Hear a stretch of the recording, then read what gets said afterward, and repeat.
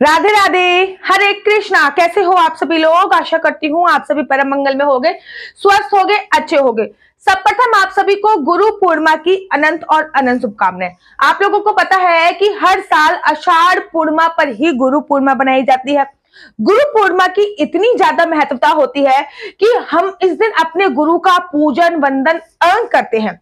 बोला भी जाता है कि गुरु गोविंद दोहू खड़े, काके लागू पाए, बलिहारी गुरु आपने गोविंद दियो मिलाए, बलिहारी गुरु आपने गोविंद दियो मिलाए। गुरु का जो दर्जा होता है वो गोविंद से भी बड़ा माना जाता है।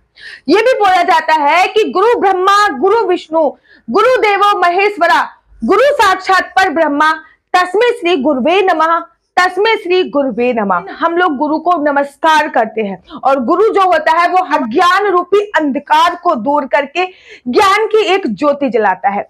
गुरु पूर्णिमा वाले दिन आपको चाहिए कि आप अपने गुरु के, चाहे आप पूर्णमासी का व्रत रखते हो, चाहे आप पूर्णमासी का व्रत ना भी रखते हो, लेकिन गुरु पूर्णिमा पर आप अपने गुरु के नाम का पूर्णमासी का व्रत अवश्य रखें। अर्थात तब तक तो रखें जब तक आप गुरु जी की पूजा अर्चना वंदना ना कर लें, अर्थात अपने गुरु के चरण ना पूज लें, तब तक तो आपको निर्जला और निराहार ही रहना चाहिए। शास्त्र यही बताता है।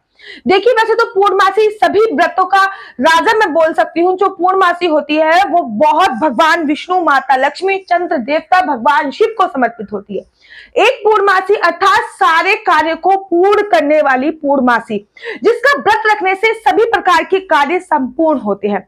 लेकिन अगर आप कहोगे कि दीदी गुरु पूर्णिमा से क्या हम व्रत प्रारंभ कर सकते हैं, तो नहीं। अगर आप नया व्रत प्रारंभ करने की सोच रहे हो तो आपको गुरु पूर्णिमा से प्रारंभ नहीं करना चाहिए।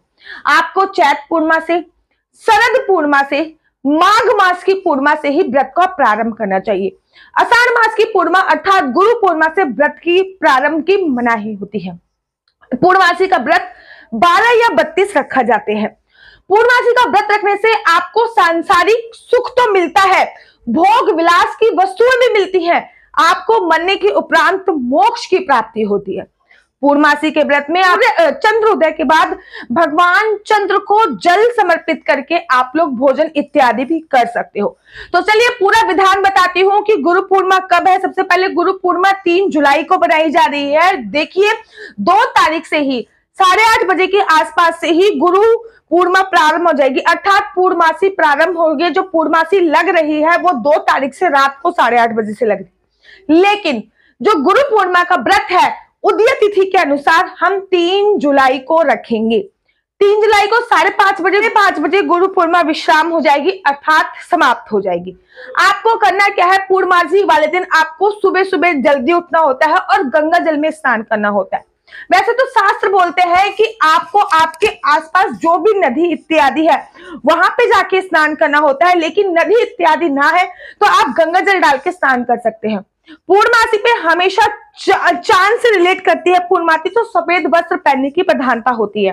लेकिन अगर आपके घर परिवार में सफेद वस्त्र नहीं पहनने देते हैं तो आप सफेद रंग की एक चुन्नी भी ओढ़ सकते हैं या फिर सफेद रंग का रुमाल अपने हाथ में बांध सकते हैं।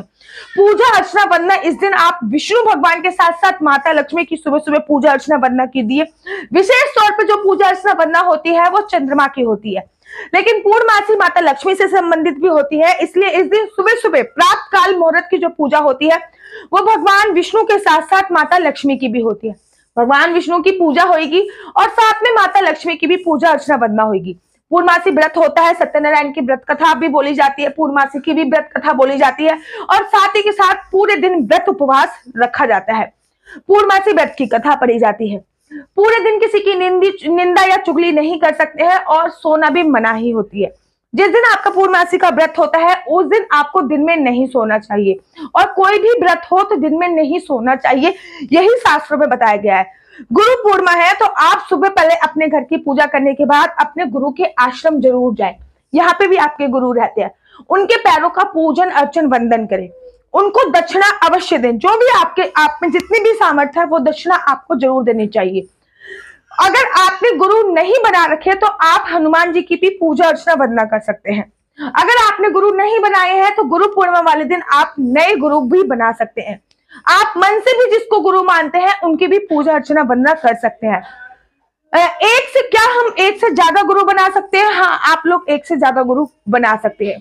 अगर गुरु हमारे से बहुत दूर रहता है तो उस पर फोन पे वार्तालाप करके उसके चरणों का पूजन अर्चन वंदन करना चाहिए। अगर गुरु हमारे नहीं है, अर्थात वैकुंठ धाम पधार गए हैं, मोक्ष की प्राप्ति उनको हो गई है, तो आप फिर भी गुरु जी की तस्वीर की पूजा अर्चना वंदना करें, उनको मिष्ठान भोग लगाएं और उनके नाम से कुछ पैसे गरीबों को दान अवश्य करें।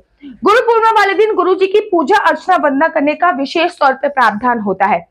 गुरु जी की पूजा अर्चना वंदना करने के बाद अगर आप पूर्णमासी का व्रत नहीं रख सकते हो तो भोजन इत्यादि कर सकते हो, लेकिन अगर आप पूर्णमासी का व्रत रखते हो तो आपको चांद के उदय होने का इंतजार करना पड़ेगा।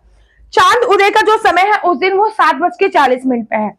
7:40 पे चांद का उदय हो जाएगा और चांद के उदय होते ही आपको चांद को अर्घ देना है, अर्थात एक लोटे में पानी लेना है, उसमें दूध डालना है, थोड़े से अक्षत डालने हैं, थोड़ा सा मीठा डालना है, उसके बाद आपको चांद को अर्घ देना है। वहीं पे ऑन द स्पॉट खड़े होकर आपको चांद की 4 परिक्रमा करनी है। चांद की परिक्रमा करने के लिए चांद पे जाने की आवश्यकता नहीं है। जिस जगह पे आपने जल डाला है उस जगह पे खड़े होकर ही आपको कुछ इस प्रकार से चांद की परिक्रमा करनी है। ध्यान रखिए, जो जल आप चांद को अर्घ दे रहे हैं वो जल आपके पैरों पे नहीं पड़ना चाहिए, इस बात का ध्यान रखना चाहिए। पूर्णमासी पे हमेशा भगवान लक्ष्मी, विष्णु भगवान, लक्ष्मी नारायण भगवान और चांद को खीर का भोग लगाया जाता है। मात्र केवल शरद पूर्णिमा पर ही खीर बना के छत पे नहीं रखी जाती। हर पूर्णिमा पर जब हम खीर बनाते हैं और छत पे रखते हैं या फिर खीर बनाते हैं, उसका इंटेक करते हैं, तो हमारा चंद्रमा स्ट्रांग होता है। अगर आप कोई भी मानसिक बीमारी से जूझ रहे हैं, जैसे कि गुस्सा बहुत आता है, आपको डिप्रेशन है, अनिद्रा है, एंजाइटी है, बात बात पे चिढ़ हो जाती है, किसी भी बात को बहुत ज्यादा डीपली सोच लेते हो, तो आपका ये फर्ज बनता है कि पूर्णमासी वाले दिन को थोड़ी देर छत पे जाके आपको अवश्य बैठना चाहिए। साथ ही के साथ इस बात का भी आप लोगों को ध्यान रखना चाहिए कि पूर्णमासी पर खीर आपको अवश्य बनानी चाहिए। खीर का भोग लक्ष्मी माता को लगाना चाहिए, विष्णु भगवान को लगाना चाहिए। चंद्रमा की रोशनी में थोड़ी देर तक खीर रखने के बाद आपको खीर सबसे पहले खानी चाहिए, उसके बाद आप मीठे भोजन कर सकते हैं। कहते हैं पूर्णमासी पे नमक नहीं खाया जाता है, पूर्णमासी पे केवल मीठा भोजन का ही विधान बोला जाता है शास्त्रों में। ऐसा भी बोला जाता है कि पूर्णमासी पे कुछ देर आपको चांद को अवश्य देखना चाहिए। अपने फोन इत्यादि नीचे रख के सफेद वस्त्र पहन के आप चांद को अगर देखोगे तो आपका चंद्रमा मजबूत होता है। पूर्णमासी वाले दिन माता लक्ष्मी की पूजा का विशेष प्रावधान होता है। माता लक्ष्मी के स्वागत के लिए अपने घर के बाहर रंगोली बना सकते हैं, साथ ही साथ दीप प्रज्वलित कर सकते हैं। घर के मुख्य द्वार पर दीप हमेशा प्रज्वलित कीजिए, लेकिन अगर आप हमेशा नहीं प्रज्वलित करते हैं तो पूर्णमासी पर जरूर और जरूर प्रज्वलित कीजिए। माता लक्ष्मी का ही स्वरूप तुलसी माता मानी जाती है और तुलसी माता पर दीप इस दिन प्रज्वलित अवश्य की जाती है। देखिए, मैं हमेशा बोलती हूँ कि अमावस्या पर सुबह और पूर्णमासी पे शाम को खीर अवश्य बनानी चाहिए। खीर में ये नहीं कि आप साबूदाने की या फिर मखाने की खीर बना रही, वो सब आप उसमें ऐड कर सकते हो, लेकिन खीर चावल की ही बननी चाहिए, क्योंकि चावल और दूध का संबंध चंद्रमा से होता है और पूर्णमासी के व्रत का जो संबंध है वो चंद्रमा से होता है। आप एक बात डायरेक्ट समझ लीजिए कि पूर्णमासी पे सत्यनारायण की कथा होती है, अर्थात विष्णु भगवान से रिलेट हो गई पूर्णमासी। लक्ष्मी माता की पूजा होती है, अर्थात लक्ष्मी माता से रिलेट हो गई। चंद्रमा की पूजा होती है, चंद्रमा से रिलेट होगी और चंद्रमा भगवान शिव के शीश पे विराजमान है, इसलिए पूर्णमासी कहीं ना कहीं इनडायरेक्ट तरीके से भगवान शिव से भी रिलेट हो जाती है। पूर्णमासी जो हर चीज को पूरा कर देती है। पूर्णमासी का व्रत आप शरद पूर्णिमा से प्रारंभ कर सकते हैं, कार्तिक पूर्णिमा से प्रारंभ कर सकते हैं, माघ मास की पूर्णिमा से प्रारंभ कर सकते हैं या फिर चैत मास की पूर्णिमा से प्रारंभ कर सकते हैं। लेकिन अगर आपने गुरु बना रखे हैं तो गुरु जी की पूजा अर्चना, ऐसा भी बोला जाता है, ऐसा बोला क्या जाता है, ऐसा शास्त्रों में वर्णन आया है कि गुरु पूर्णिमा वाले दिन वेद व्यास जी का प्रादुर्भाव हुआ था, अर्थात वेद व्यास जी का जन्म हुआ था। भगवान बुद्ध ने भी अपना पहला उपदेश गुरु पूर्णिमा वाले दिन दिया था। गुरु पूर्णिमा की जो महिमा होती है वो अपने आप में बहुत खास होती है। सभी शास्त्रों के ज्ञाता वेद व्यास जी का इस दिन जन्म हुआ था, जिन्होंने सबसे पहले वेदों का विभाजन किया, फिर वेदों का विभाजन करने के बाद उन्होंने उपनिषद लिखे, फिर उन्होंने 6 वेदांत लिखे, फिर उन्होंने 17 पुराण लिखे, 18 उप पुराण लिखे, अर्थात सभी शास्त्रों के ज्ञाता व्यास जी का प्रादुर्भाव हुआ था और उनके अवतरण दिवस की खुशी में ही गुरु पूर्णिमा बनाई जाती है। अगर आपके कोई गुरु नहीं है तो आप गणेश जी या भगवान हनुमान जी को भी गुरु बना सकते हैं, लेकिन मेरा कहना यह है कि आपको एक गुरु अवश्य बनाना चाहिए। गुरु कैसा बनाना चाहिए, कैसा नहीं बनाना चाहिए, इस पर अगर डिटेल पे वीडियो चाहते हैं तो मुझे कमेंट कीजिए, मैं इस पर डिटेल में वीडियो अवश्य बनाऊंगी। बड़े सारे लोग ये प्रश्न पूछेंगे, दीदी गुरु पूर्णिमा वाले दिन क्या हम तुलसी माला धारण कर सकते हैं? गुरु पूर्णिमा वाले दिन हाँ, आप तुलसी माला धारण कर सकते हो, वरना अवश्य कीजिए। आशा करती हूँ आपको मेरी वीडियो अच्छी लगती होगी। अगर आपको मेरी वीडियो अच्छी लगती है तो आप अपना यूट्यूब चैनल हरी बोल को लाइक से सब्सक्राइब करना बिल्कुल भी मत भूलिए। तब तक के लिए मुझे दीजिए इजाजत। राधे राधे, हरे कृष्णा, हरि बोल। आप सभी को गुरु पूर्णिमा की, आषाढ़ पूर्णिमा की अनंत शुभकामनाएं। कल से सावन का महीना प्रारंभ हो रहा है और सावन के महीने पे अनेकों वीडियो मेरे YouTube चैनल पे आ जाएंगी। आप लोग मेरे YouTube चैनल पे सावन के महीने से संबंधित वीडियो अवश्य देखिए। राधे राधे, हरे कृष्णा, हरि बोल।